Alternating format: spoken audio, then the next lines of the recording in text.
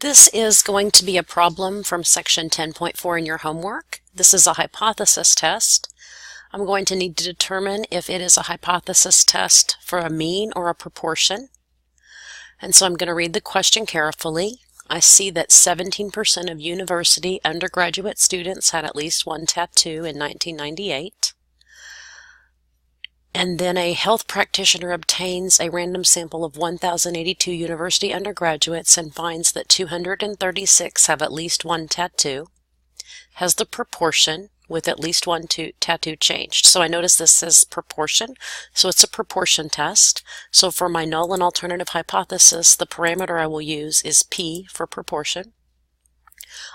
The null hypothesis is always equal, and I notice the wording says has changed, and so it doesn't say has increased or decreased, just has changed. So we want to know if it's different. Now I'm supposed to calculate the p-value. Since this is a test of the proportion, I'll go to Stat, come over to Tests, and I want a one sample proportion z-test. That's number 5. I only use number 2 and number 5 really for hypothesis testing. I'm going to hit enter, and I'm asked to give p-naught. P-naught will always be this value from my sample, from my question that says that is the population proportion in the past. So I'm going to put 0.17, and I'm going to see if it's changed.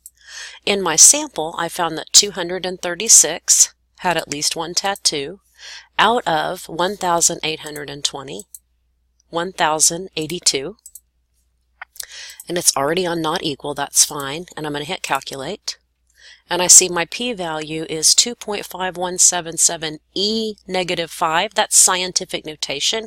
It means I should use this, take this decimal place and move it 5 places to the left. 1, 2, 3, 4, 5. So I'm going to have 4 zeros and then a 2. So my p-value is so small it's going to go in as 0. That's a very small p-value. Remember, when p is low, the null must go. So this is a very low p-value, so I must reject the null hypothesis.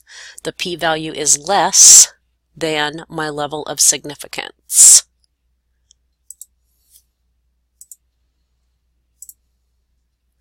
My conclusion will be, since I reject the null hypothesis and I just kind of cross it out in my brain, there's evidence to support that there has been a change. So there is sufficient evidence to conclude that the proportion has changed.